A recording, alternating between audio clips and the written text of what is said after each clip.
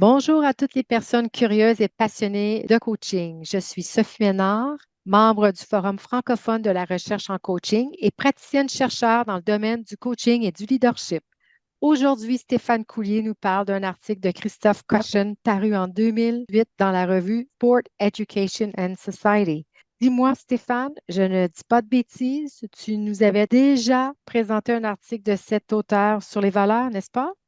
Tout à fait. Bonjour Sophie. C'était en effet le Coach 16, Osez réfléchir sur vos valeurs de coach. Et donc, tu as décidé de faire un nouveau pas du côté du coaching sportif.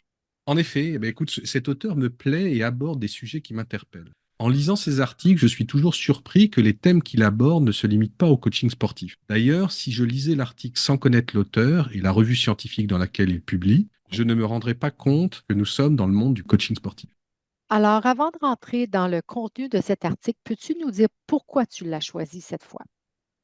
En fait, cet article parle d'un thème qui constitue un des points d'ancrage de mon travail doctoral, la place de la pratique réflexive dans notre activité de coach. Cushion aborde le sujet par un angle original et critique qui m'a interpellé et qui a suscité chez moi un pas de côté et m'a poussé à penser différemment le sujet de la réflexivité en coaching.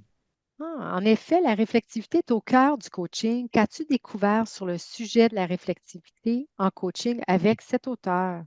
Je dois dire que j'adore ces articles qui sortent du prêt-à-penser et qui permettent de poser un œil différent sur des sujets sur lesquels nous avons des idées qui nous semblent être des évidences et qui parfois ne sont que des croyances limitantes. Pour le bénéfice de nos auteurs, Stéphane, qu'entends-tu par les croyances limitantes et en quoi l'approche de Cushion est distinctive des autres approches réflexives pour aborder les croyances limitantes? C'est un des fils directeurs de nos podcasts, pousser à la réflexivité en questionnant certains sujets tenus pour acquis. Cushion part du constat que la pratique réflexive fait partie du coaching et de l'éducation en coaching. Ainsi, refuser la pratique réflexive serait perçu comme inacceptable et comme un signe évident de manque de professionnalisme. En effet, cela paraît plutôt évident, la pratique réflexive comme moteur de son développement professionnel et personnel. Oui, un moyen pour améliorer sa pratique, pour développer une pensée critique sur ses croyances, ses points de vue, façon de penser et d'agir, et pour finalement s'émanciper afin de trouver une meilleure cohérence entre ses actions et ses intentions. Là, Stéphane, déballons un peu cette histoire d'une meilleure cohérence entre action et intention. Autrement dit, le walk the talk ou encore les babines qui suivent les bottines, comme disent les Franco-Canadiens. Justement, Cushion tord le bras à cette évidence en postulant que la place de la réflexion en coaching est un discours qui façonne les coachs plus qu'il ne les libère ou les émancipe. Ah, ce qui signifie, Cushion rappelle tout d'abord que le concept de réflexivité est confus. D'ailleurs, on retrouve dans la littérature scientifique de nombreux mots associés à ce thème. Réflexion, pratique réflexive, praticien réflexif, réflexion critique, réflexion sur l'action, dans l'action, méta-réflexion et j'en passe encore. Le concept est riche et pluriel. D'ailleurs, comme c'est souvent le cas dans le monde académique, plusieurs courants de pensée ont abordé le concept de réflexion avec des positionnements différents. Par exemple, John Dewey, un des précurseurs à s'être intéressé à ce sujet en sciences sociales, avait une vision très rationaliste de la réflexion, c'est-à-dire un processus systématique, conscient et délibéré permettant la résolution de problèmes et l'apprentissage. Sean, quant à lui, dans son livre The Reflective Practitioner, How Professionals Think in Action, propose une approche plus intuitive, personnelle et non rationnelle dans laquelle le savoir est tacite et dans l'action et ne résulte pas forcément d'une pensée rationnelle préalable. par ailleurs, Stéphane, il y a aussi la praxiologie du chercheur Yves Saint-Arnaud de l'Université Sherbrooke, ici au Québec, qui porte sur la science-action et la réflexion. Et comment se positionne Cochin par rapport à ça? Cushion rejoint davantage la position de Lynn Fendler, qui critique notamment la réification de la réflexion dans le monde de l'éducation. Cushion considère ainsi que la réflexion en coaching peut en effet être considérée comme une forme d'injonction spécifiant quoi penser, mais aussi comment. Il considère que notre perception du processus réflexif est empreinte d'un positionnement épistémologique positiviste et rationaliste. Le processus réflexif serait présenté comme un processus objectif sans biais qui suivrait des étapes séquentielles et dont les résultats pourraient être mesurés. Une vision très cartésienne de la réflexivité où l'individu serait capable de jouer le rôle de sujet qui réfléchit et d'objet sur lequel il réfléchit grâce à sa cognition. L'idée sous-jacente est que l'individu puisse, par la puissance de sa pensée supérieure, s'extraire de sa condition pour développer une réflexion unique et libérée, exercer pleinement son agentivité, sa capacité à faire des choix et assumer ses décisions et ses actions. Mais n'est-ce pas là surestimer le pouvoir et l'action consciente d'un individu? Il faudrait un coach en surplomb de lui-même, pleinement conscient de soi et de sa pratique. Alors, jasons un peu, Stéphane. Mais n'est-il pas le rôle du coach justement d'accompagner par des stratégies d'intervention le coaché à prendre du recul relativement à sa condition ou son enjeu afin de mieux comprendre celui-ci et ses impacts et ses causes? Tout à fait, Sophie. Mais Cushion, dans cet article, s'intéresse avant tout au coach. Néanmoins, tu soulèves un sujet intéressant. Le parallèle est facile à faire si l'on considère que le coach a pour objectif d'accompagner ses clients dans leur propre démarche réflexive. Peut-être un sujet à creuser dans un prochain podcast. Je reviens à Cushion qui met en avant le fait que, prisonniers de nos cadres de pensée, nos réflexions risquent davantage de conduire des interprétations simplificatrices de ses propres pensées et actions qu'à une réelle remise en question de celles-ci. En quelque sorte, le coach exerce une forme de surveillance normative sur sa façon d'exercer son activité de coach, une forme d'autodiscipline et d'autosurveillance s'appuyant sur un savoir façonné par l'histoire. Finalement, sa subjectivité est étouffée.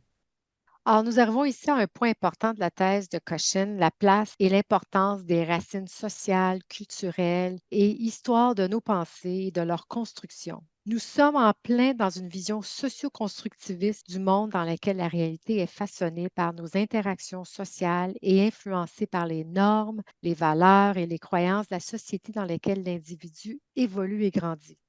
Tout à fait. Revenons aux propos de Cochin. Oui, il considère que la réflexion en coaching, qui est encouragée par différentes techniques, si elle pousse à mieux se comprendre, agit également comme un mode de surveillance normalisant. Cushion compare la pratique réflexive comme un acte de confession à soi et aux autres. Il constate en effet qu'en coaching, il y a une hiérarchie explicite ou tacite qui se base sur l'âge, l'expérience de pratique, le diplôme, le niveau d'accréditation délivré par une association professionnelle ou un organisme de formation. Oui, ce n'est pas ce qui manque en effet. Il n'y a qu'à voir les signatures électroniques, n'est-ce pas, de chacun pour se rendre compte de la multitude des signes permettant d'établir une sorte d'identité professionnelle entre les coachs ou tout au moins pour aider à se positionner dans leur pratique de coach. Oui, et Cushion fait le lien entre ces éléments de hiérarchisation avec l'internalisation des normes de bon comportement. Pour lui, la subjectivité serait donc façonnée. Nous en arrivons donc au point que je trouve vraiment intéressant qui peut être formulé comme un paradoxe associé à la réflexion au quotidien. Si l'on considère que la réflexion est un moyen pour le coach de sortir de ses modes de croyance, pour Cushion, la réflexion peut avoir l'effet inverse en poussant à la normalisation plus qu'à la pensée critique. Le coach est de façon inconsciente poussé à penser ce qu'il doit devoir penser davantage que ce qu'il pense. Par une approche réflexive, il croit penser en dehors de la boîte, mais finalement, il ne fait que reproduire des schémas de pensée qui ne lui appartiennent pas. Pour Cushion, il faut donc libérer le coach pour qu'il puisse apprendre librement de ses expériences uniques, revaloriser le ressenti et la description d'expérience. Donc, Cochin valorise la qualité de la présence du coach à soi-même et à son coaché en cultivant l'écoute profonde. Ce sujet a déjà été abordé dans un article de David Clutterbuck sur le coach libéré présenté dans le Rec Coach 18 et aussi dans un article de Mel et Paul sur la posture de coach présentée dans le Rec Coach 8. Oui, le lien entre ces deux articles est possible à faire. Clutterbuck présentait un modèle dans lequel le coach évoluait afin de tendre vers une certaine maturité en se libérant des savoirs et des constructions par lesquelles il avait bâti sa pratique. Et Malapol, dans son article, parlait de l'importance d'une connaissance et d'une conscience de soi comme coach pour être en mesure d'accompagner avec le plus d'efficacité possible son coaché dans son enjeu, dans sa problématique. Donc, l'article de Cochin semble aborder le sujet de façon plus philosophique, n'est-ce pas? On peut le dire comme ça. Ce qu'il dit sur le coach peut tout à fait s'appliquer à tout individu, quel que soit son métier, son éducation, son contexte social et son histoire. Dans quelle mesure notre pratique réflexive est conditionnée et permet de réellement exprimer une pensée cohérente et alignée avec son vouloir. Une vraie question philosophique. Mais finalement, de manière plus concrète, comment cet article, un peu théorique, peut aider un coach praticien? Écoute, je suis conscient que je suis biaisé sur le sujet de ce podcast car c'est un sujet qui me tient à cœur. Donc j'évoquerai deux thèmes qui nourrissent ma réflexion sur ma propre pratique de coach. Peut-être ces points pourront être matière à introspection pour nos auditeurs. Le premier est en lien avec la complexité même du concept de réflexivité. En affirmant que la réflexivité est trop souvent vue comme un processus sans problème, Cushion attire l'attention sur la tendance à simplifier, idéaliser la réflexion en la réduisant à un exercice intellectuel. Or, le coaching est une activité qui intègre des aspects cognitifs, physiques, émotionnels et sociaux, reflétant une approche holistique qui reconnaît la complexité de l'expérience humaine. Adopter une approche réflexive dans sa pratique de coach nécessite donc l'adoption d'une perspective multidimensionnelle et contextuellement ancrée, intégrant des dimensions conatives, affectives et cognitives plutôt que la simple mise en place d'un processus intellectuel désincarné et systématique. Par extension, les discours qui soutiennent le coaching comme une activité non politique et devant faire preuve d'une certaine neutralité peuvent être questionnés. La pratique du coaching est inévitablement influencée par des facteurs contextuels, sociaux, culturels et politiques. Le coaching peut être alors vu comme une forme d'engagement qui tient compte de la totalité de l'expérience humaine et des réalités sociales dans lesquelles elle s'inscrit. Et ton second thème, Stéphane? Une autre réflexion m'est venue en lien avec la complexité de l'activité de coaching dont on vient de parler. Comme le soutient Fendler, nous devrions maintenir une attitude sceptique et critique à l'égard de ce que nous faisons. Elle précise également qu'une analyse critique de la complexité du coaching et de ses pratiques réflexives permet de mettre au jour les conséquences non intentionnelles des pratiques bien intentionnées.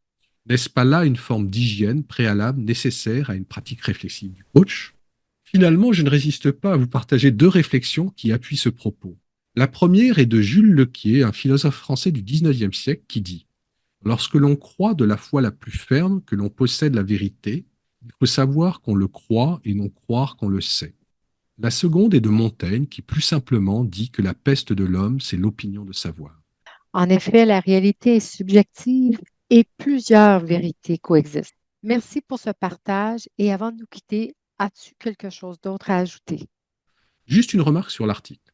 Si la critique de la façon dont le concept de réflexion est généralement perçu est claire et originale, Cushion n'apporte pas vraiment de piste de solution aux problèmes qu'il soulève. Comment encourager une pratique réflexive qui ne tomberait pas dans le piège du processus rationaliste, systématique et simpliste? Quelles pratiques réflexives souhaitez-nous encourager chez le coach? Ce sont des thèmes que je souhaite approfondir dans mon travail de thèse. Superbe. Donc, tu viendras bientôt nous présenter tes résultats. Oui, dans quelques années. Merci Stéphane pour cet échange. Pour les auditeurs qui veulent se référer directement au texte présenté aujourd'hui, vous trouverez la référence complète dans la description du podcast. À bientôt pour notre prochain rendez-vous. Au revoir.